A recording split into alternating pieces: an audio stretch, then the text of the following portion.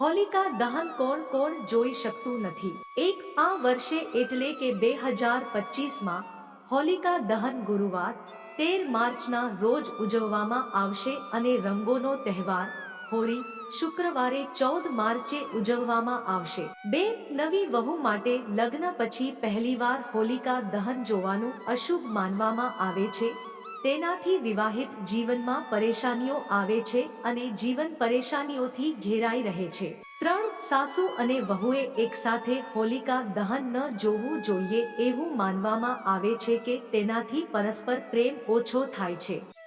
ગર્ભવતી મહિલાઓએ ન તો હોલિકા દહન ન જોવું જોઈએ અને ન તો હોલિકાની પરિક્રમા કરવી જોઈએ. જે લોકોને એકમાત્ર સંતાન છે તેઓએ હોલિકા દહન ન જોવું જોઈએ. મિત્રો, વિડિયો પસંદ આવ્યું છે તો એક લાઈક કરો અને ચેનલને સબસ્ક્રાઇબ કરી